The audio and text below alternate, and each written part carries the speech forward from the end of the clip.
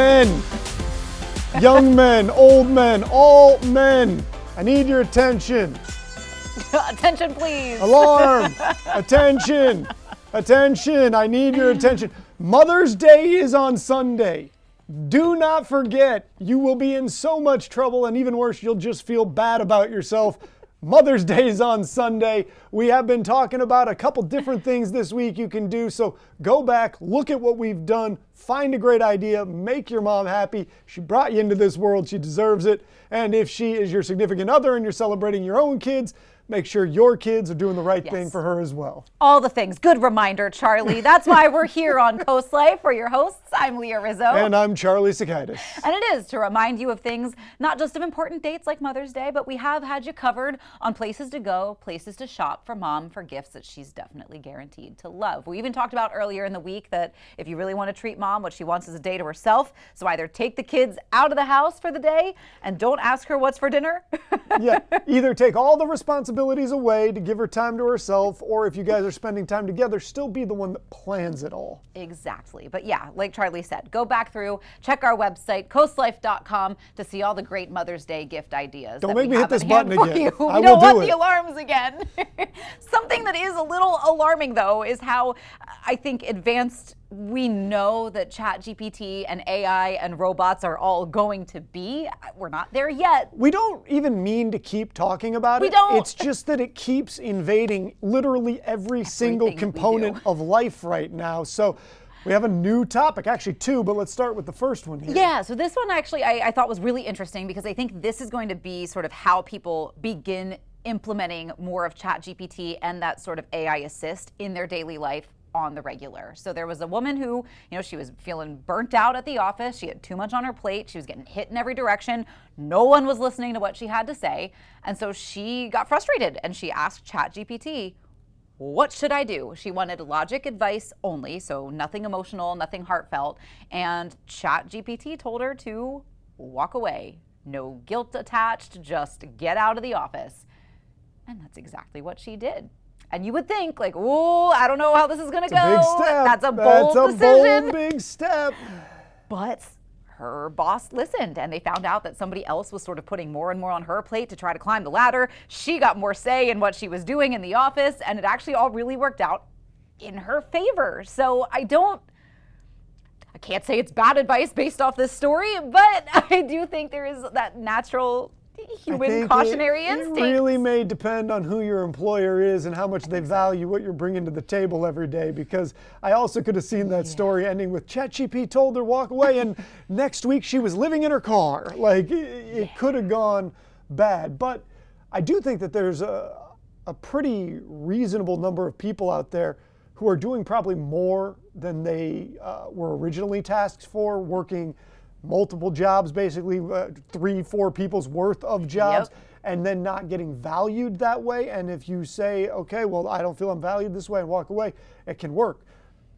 The problem is you got to know if you're the person that's doing 3-4 people's value worth of work, or if they view you as like, as long as this person just doesn't do anything screwed up, we'll let them stay, but we don't really need them, because those are two different people. You do have to have a little bit of an understanding about how much you're bringing to the table. Yes, I think that is very true. And I also think it does, like you said, kind of depend on the nature of the office. I think in maybe like the hospitality industry, that advice would not be solid.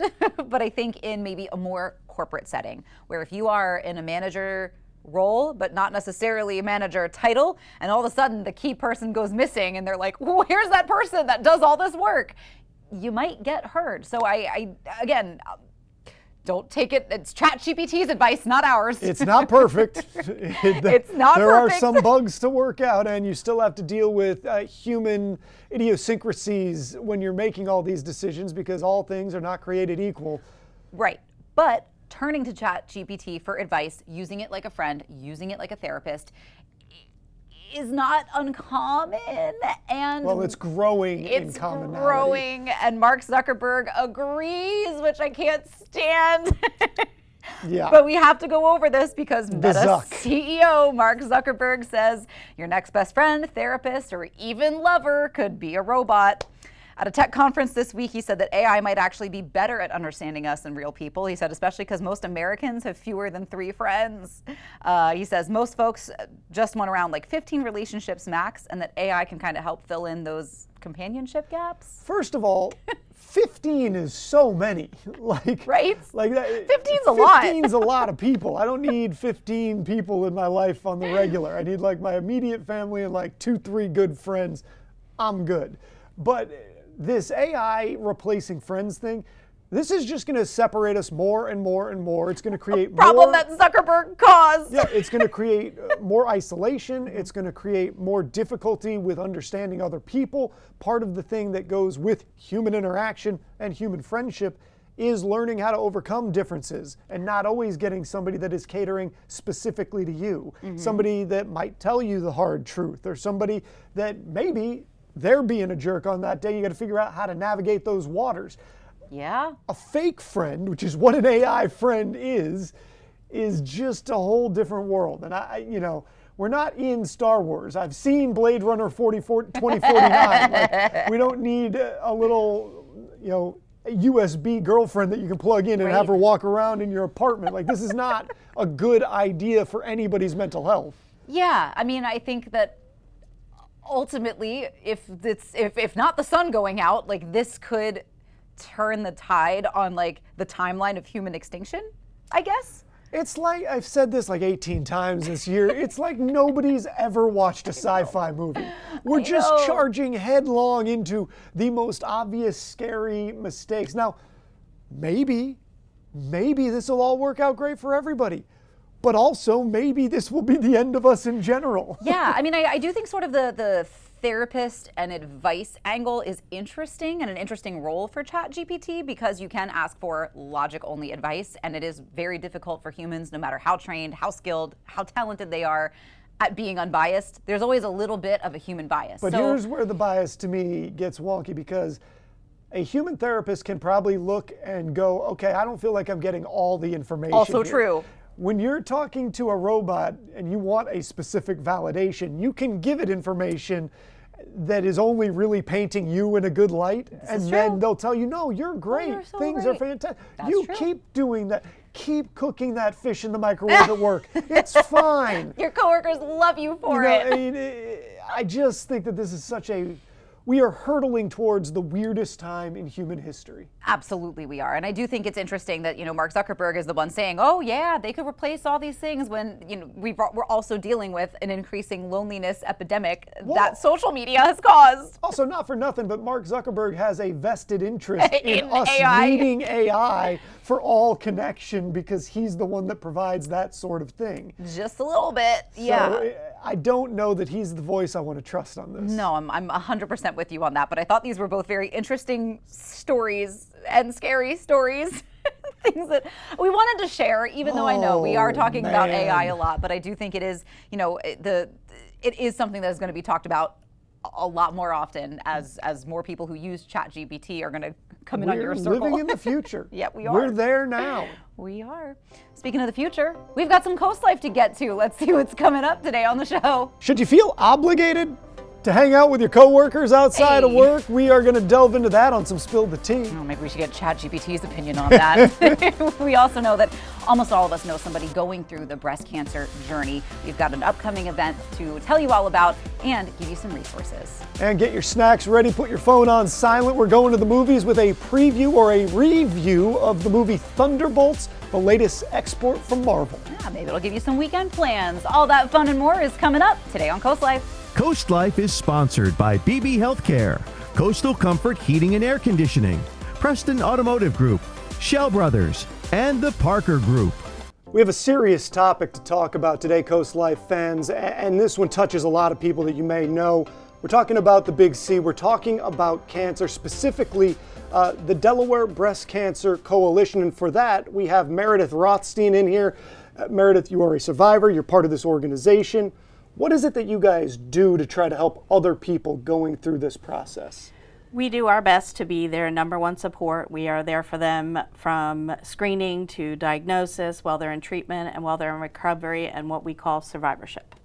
That's incredible. And you guys have really a resource coming up with an event that people can tune into via Zoom. And I think education and tools, the resources that you guys have is one of the biggest things that a patient can put in their toolkit to get through this ordeal. So tell us about the Zoom event that you have coming up. Our upcoming 27th annual Breast Cancer Update is happening on Wednesday the 14th.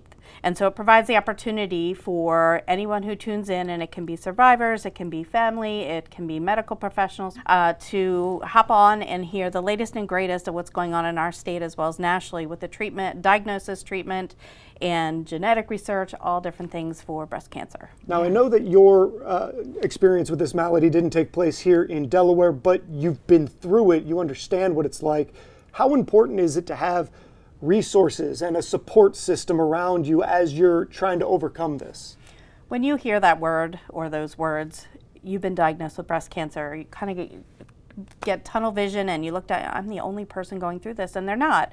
And you need to know that there are other people feeling like you are, people who are afraid, people who don't know what decision to make. And while we don't make the decisions for them, we provide them with all the options, education, resources, both here in the state of Delaware as well as the surrounding states, and just to not feel alone. Yeah. So what are some of the big talking points that people are going to be going through with this update?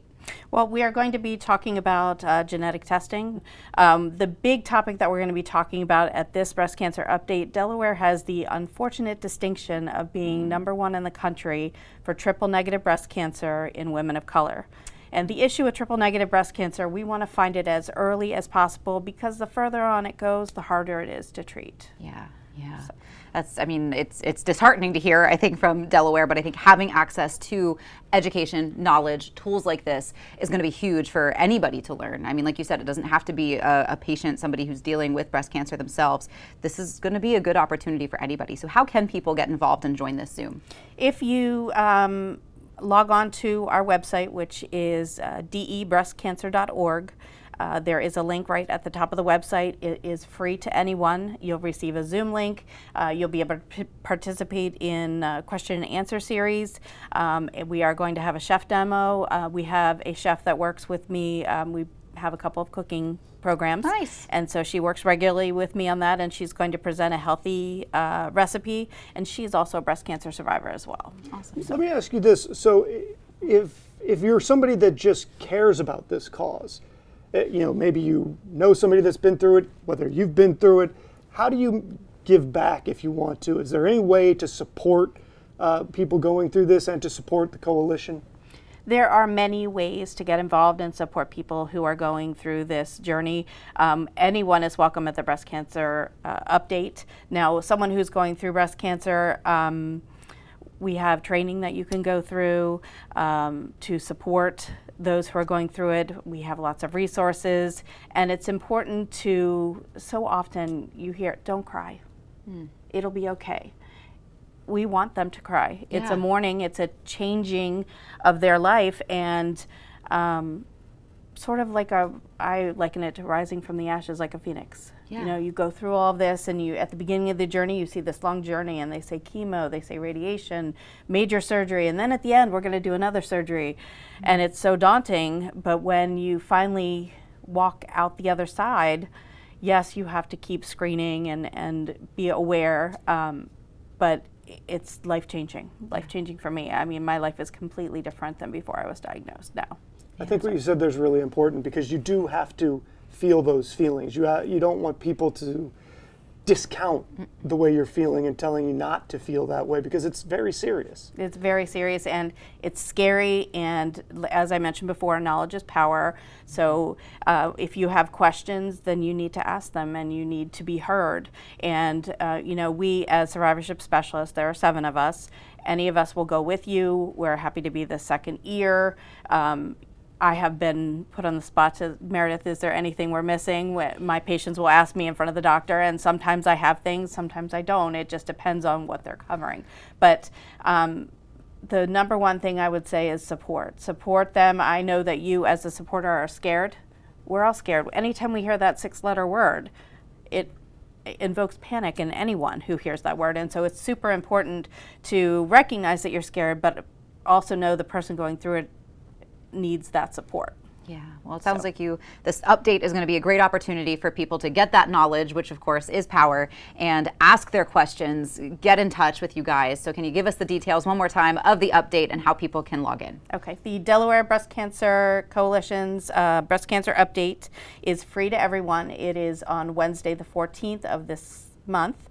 And it is from 8 a.m. to noon, and registration is available on our website, which is debreastcancer.org.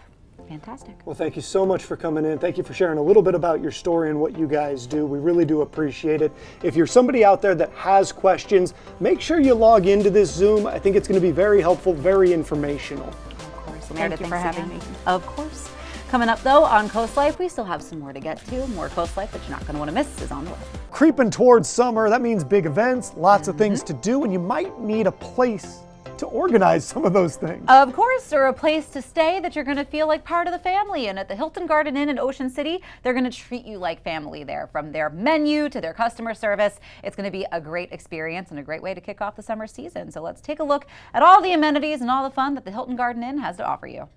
Whether you're planning your next event or your next family vacation in Ocean City, Jennifer Dunkelberger and Larry Wilgus are excited to welcome you to the Hilton Garden Inn, which offers an intimate luxury and attention to detail that makes sure any and all your venue needs are met. So here at the Hilton Garden Inn, we are trying to continue the vision that Thelma Connor had when she built it, which was that everyone would have the same experience. So everybody has a balcony. All of the ocean view rooms are straight out. They all have a balcony. We just want to continue the experience that she wanted guests to have, which is that families and friends can join together, meet new people, meet other people that they would consider strangers, and it just be a very family-oriented atmosphere. One of the core values at the Hilton Garden Inn is customer service, and the hospitality they offer is unmatched in quality and care. There's lots of places that people can go to and receive the same view of the ocean and the same multi-million-dollar hotel. But I think what we offer, which is different and unique, is that we provide customer service at a level that most people aren't used to anymore. I don't want to go so far as say Southern hospitality, but it is at that level, and we're very proud of it with the team that we've built. If you want your event to truly be yours, Jennifer and Larry specialize in versatility and customization. So we have hosted anything from a business meeting, training sessions, social events like happy hours. This one is kind of set up for a brunch, like a bridal brunch. So we have a lot of versatility. We can kind of do any event that anybody wants. So I always tell all of our clients that, you know, we can send you our catering menus and here's this package and this package and this package, but our favorite part, like to what Larry said with the hospitality aspect, is we can create anything that anybody wants to do. So that's always our favorite part, is collaborating, working together to see what kind of food we can do differently for them and pull off really anything that they want. Our culinary team has a lot of experience. Probably, I thought about it this morning, about 100 years worth of culinary experience between all of us we work together. So if you have an idea, if you have a vision, you don't have to pick from a book. You don't have to say, well, these are the choices that I have. No, we're going to make something special, something unique just for you. Another reason the Hilton Garden Inn may be a great venue space for you, it's small, so you know that Jennifer, Larry, and the team will make sure that all of your needs are met. It allows us to, again, listen to the clients, know what they want, build that personal relationship with them, and showcase how we're invested and how we really genuinely care about how everything goes. We want this to be a day that they remember for the rest of their lives. For Larry Wilgus, that customization allows him to be creative and make sure your event is unique. I think it's because each person is unique, and I want their events to be unique. You don't want to say it's exactly like the event that we had before. Can we do the same thing that we did last time? No, let's not do that. Let's do something different. Let's do something exciting. Let's do something that makes you look good, because that's my job, is to make you look good. I don't want them to talk about me or Jennifer. When you go back home and they send you a thank you note for the event that you had, you want it to be unique. If you knew the Hilton Garden Inn as Dunes Manor, you'll remember the customer-centric experience that Jennifer, Larry, and the team are keeping alive and well at the Hilton Garden Inn. We have customers who have come from when this was Dunes Manor, and you can see their trepidation when they walk through the door. This is different. Well, you know, what we do is the same thing that they've done before. It's a different set of clothes. It looks a little bit different. It's modern, It's sleek. It's very attractive. But the customer service is the same. We're going to care for you in the best way that we can. So if that means you want a special kind of milk that goes with your coffee, I'll go get it for you. I'll get you what you want. And Charlie, I love that it's basically oceanfront right there. So you can enjoy your balcony views. All the rooms actually have a balcony view. Anywhere that you can get that sort of view here along the coast, it's the reason we all come down here. It's the reason you want to live out this way or visit this way. So take advantage. Exactly. So we'll let you get to book in your stay. We're going to take a quick break, but Coast Life is going to be right back.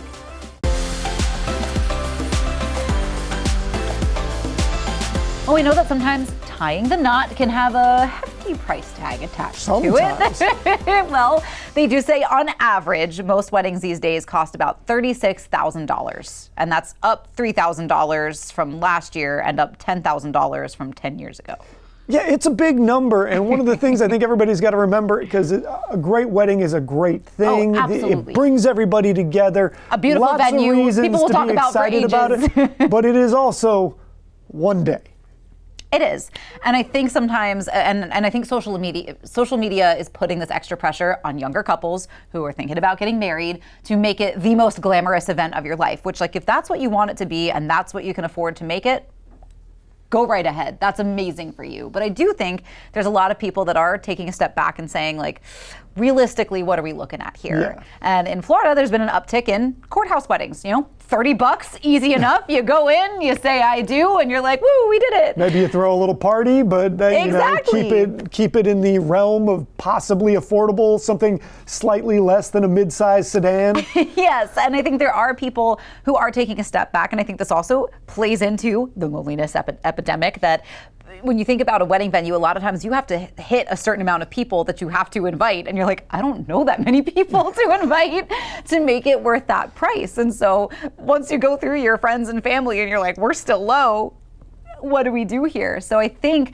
more people are picking smaller, not even necessarily smaller venues. I mean, like, I'm not kidding when I say that I think at this point, my dream wedding would be a little backyard gig. You throw your friends, your family, and you say, wee, you know? I mean, I've seen every kind of level of wedding. I've been to big, extravagant weddings. I went to a great wedding that was basically done in a beautiful backyard space, and then they had the reception at this hall that they had rented out, and the parents had spent the whole year, like every week they would go and buy a couple bottles of booze and put it away, and then they'd put it away, and then they put it away, and they cooked all the food, and they did all the stuff.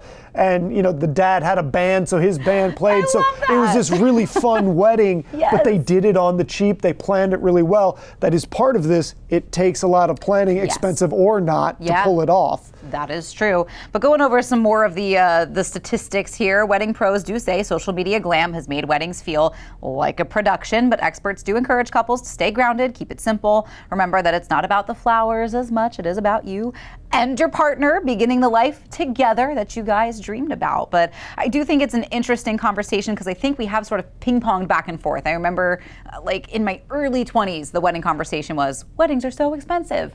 And then when COVID rolled around, people started doing much smaller, taking a step back. And then I think once the doors opened again and people could enjoy larger celebrations, be around each other, everybody celebrate.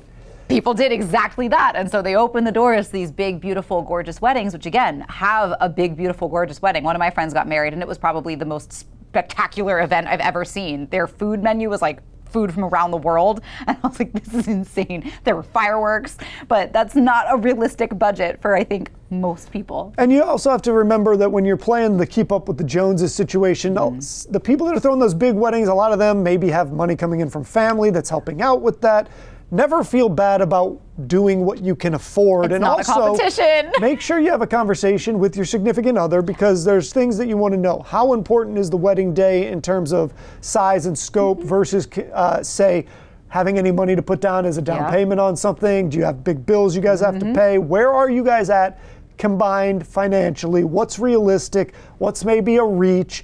What's something that maybe is worth the reach and what's something that isn't? You gotta have those conversations though and really put the numbers on the table so that everybody is looking at it and going, here's what we got, here's what we can do, That way nobody's disappointed. They know what realistically can happen, because otherwise you can get into some tricky spots. Oh, for sure. That's where that ever so important communication comes back into play. We talk about it all the time. Word.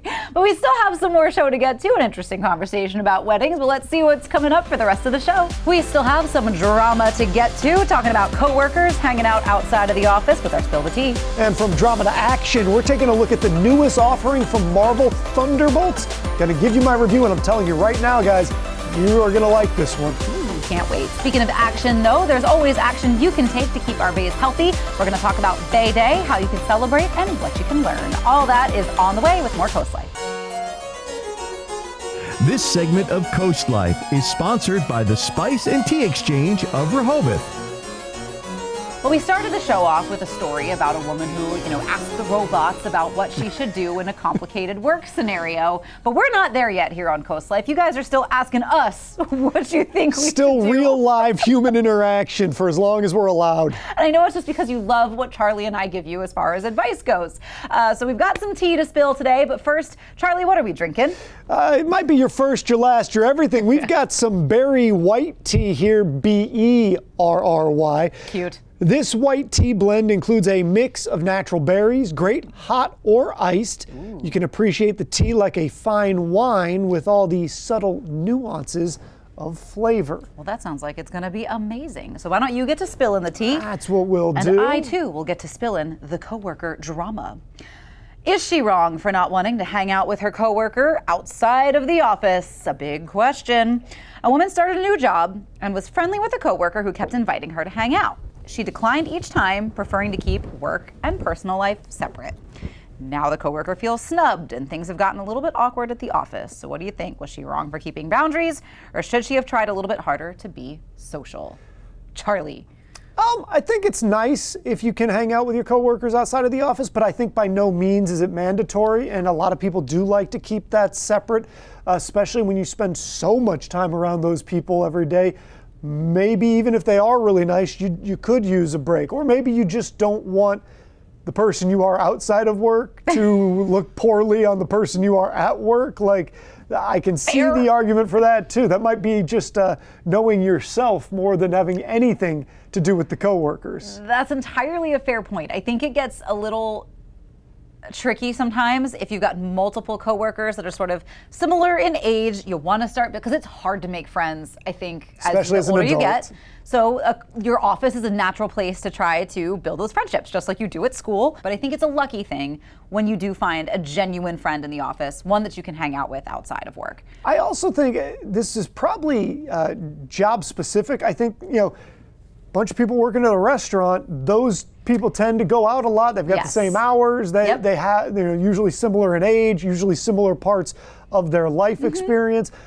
If you're in an office building, it might be a little bit of a different scenario. I know my wife works at a salon. They have you've got such an intense connection with the people that you work with in those kinds of situations that it does, I think, tend to foster more friendship. So I think that sometimes it does depend on what job you're doing. That's not to say that you can't meet somebody at any job that it turns out to be your literal cup of tea, but it doesn't mean that you have to do that. I'm with you. I don't think you should have to feel obligated. I think where it does get tricky is if you do have multiple coworkers kind of the same age and you only want to hang out with some of them after work.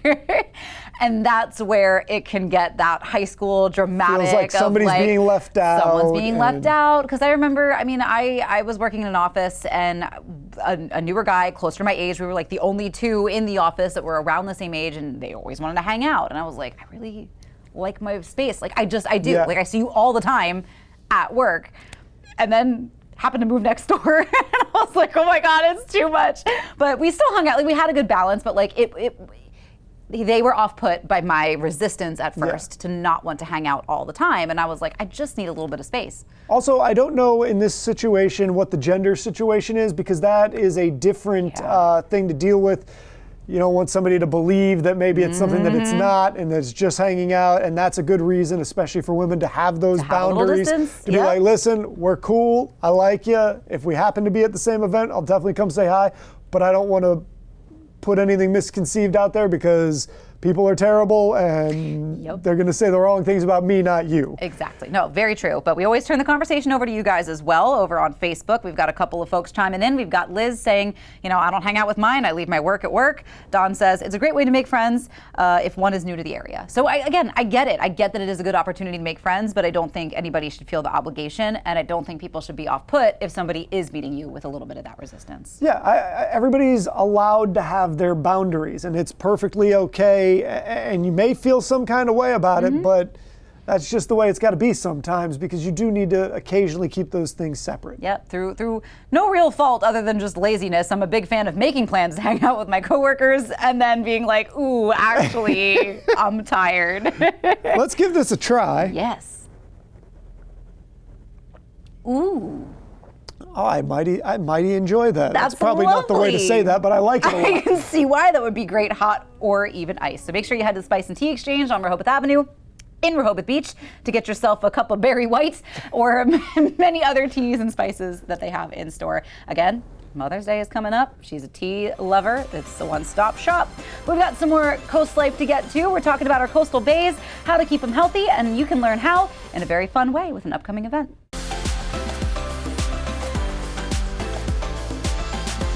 Well, you can't live along coastal Delmarva and not care about our bays, our waterways, all the things that make summer on coastal Delmarva so much fun. And in order to kind of help be aware, get some education, get some knowledge on how to keep our bays clean and healthy, we've got two lovely ladies joining me on the Coast Life couch. We've got Liz Wist and Ellen Turnbull with Maryland Coastal Bays Program. Welcome, guys. Thanks so much for having us. Of course, thank you so much for being here. So tell us a little bit about Maryland Coastal Bays, what you guys do as an organization if no one has been introduced to you yet. Yeah.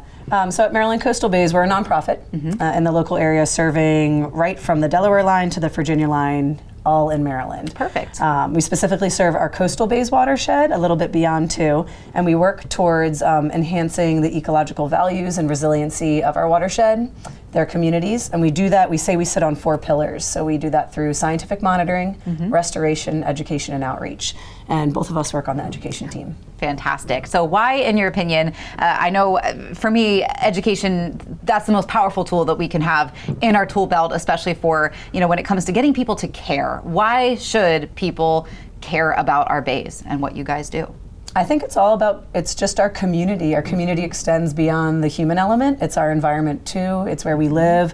We're very proud here on Delmarva. So it's just about caring for every single element of it. Yeah. So Ellen, for you, with the education side, what's maybe one of your favorite aspects of helping educate the community? Do you prefer getting kids involved? Do you like educating the grown-up kids? I primarily work with our youth, and so one of my favorite things is that our youth are going to become the future leaders in Delmarva, and so getting them to both learn and care about where they live and understand how wonderful and amazing it is one of my favorite things. Fantastic. And you guys have an event coming up.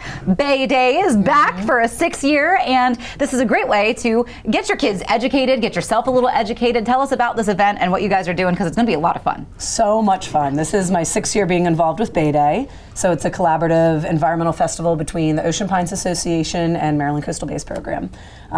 We bring together different environmental groups from around the watershed, so we have the ability to highlight them. Nice. They bring out tons of resources for our community to learn from, and then the best part about it is just celebrating our coastal bays themselves. Yeah. So what kind of things are on the docket for the day that attendees can expect and enjoy? We're really excited. Bay Day is an amazing event for people of all ages. So we will have about 30 exhibitors from nonprofits to community organizations, and they will be able to interact with all of the community members coming.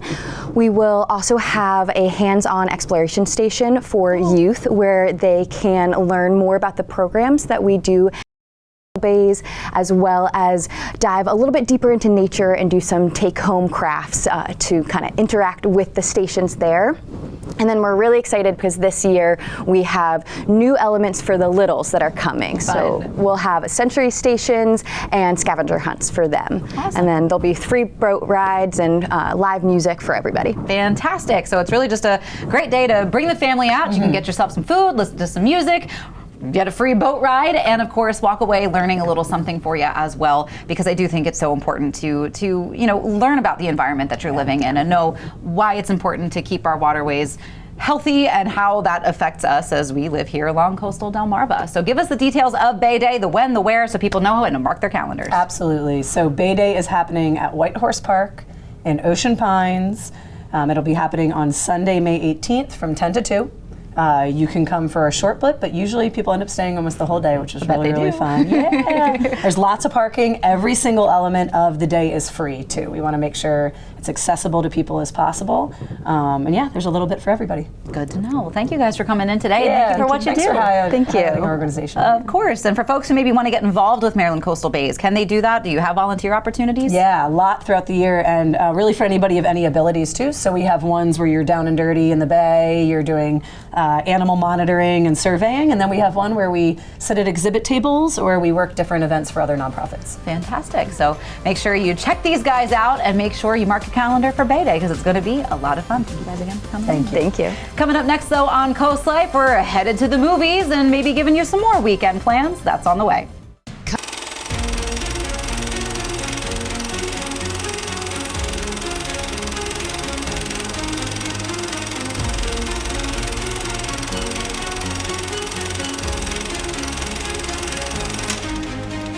Lights, camera, action. We are talking movies today, Leah. I'm excited about it. I'm excited about this too, because you're a big movie guy, and with that comes some big movie opinions and reviews. So I'm excited to see what you have to say about this. And the ups and downs are always interesting, especially when it comes to a blockbuster like one of the Marvel movies. Their most recent one, Thunderbolts, is in theaters right now.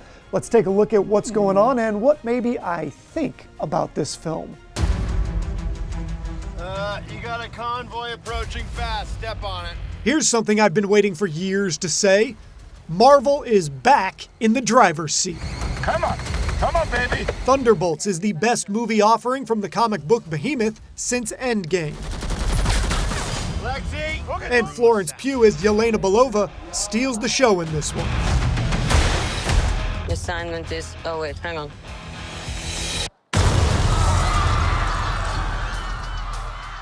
Assignment is complete. Of course, she does get a lot of help from a motley crew of cast-off characters, specifically on the comedic front from David Harbour's Red Guardian. Engaging defensive measures. Oh my god. Wait, that's not supposed Oh my god. Well, let's not get ahead of ourselves. First, we have to answer an important question. What about Bob? Who are you? I'm Bob. I don't want to give anything away, so let's just say that Bob, like all of us, is emotionally complicated. It's getting so tense in here. In fact, this whole movie has a surprising amount of depth for a comic book film, You can't escape the past. forcing a group of rogues to tackle the sins of their past as they face off against a near unstoppable force in the It's void. just a fairy tale. Perhaps the real villain, though, is the deliciously detestable Valentina Allegra de Fontaine, played by top-tier talent Julia Louis-Dreyfus. Look at you. You are all so adorable. The comedic icon chews on every scene she's in and leaves you with both hate for the character and love for the performance. Who is this old Santa? The Red Guardian. What? But my real takeaway is this. Marvel has finally figured out where it's going, how it's going to get there, and if they're smart, who's going to lead the way. Because as I mentioned at the top, Pugh is a flat-out star in this film. She fills the Captain America-sized hole left by Chris Evans as a believable leader with enough charisma to not only hold the audience's attention, but to draw them in and make them believe, which you have to do because comic book premises require buy-in or it just feels silly. We can't stop him alone. No one can. For me, this movie is a strong A and immediately vaults into the top 10 Marvel canon of all time. More importantly, it shows that this franchise can return to its former glory, something I wasn't sure about until this past weekend. So buy your popcorn in bulk, movies are back, and you're going to want to spend a lot more time at the theater in the years ahead. Thunderbolts. It's a cool name.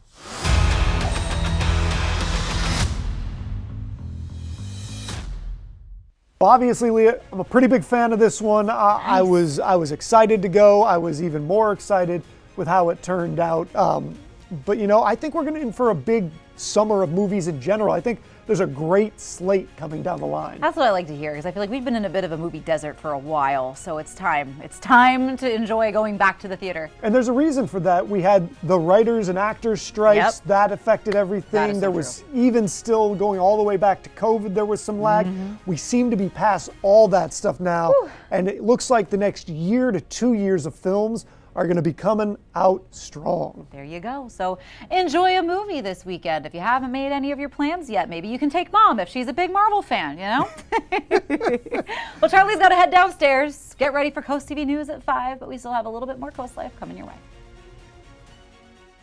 I know tomorrow's Friday, you're in a rush to get there, and we have a lot coming up tomorrow for you here on Coast Life. We're going to be talking to our friends at Shell's Early Learning Center. They've got a podcast going on, and of course, some summer programs for your little guys. So don't worry, you can plan out all your summer activities for them. Also, we've got our Pet of the Week to get to tomorrow, and we got to send one of my coworkers over the edge for Special Olympics. So lots to get to tomorrow. For now, Charlie Stairs getting ready for Coast TV News at 5. That is up next. Have a great rest of your day, and we'll see you tomorrow for some Friday Coast Life.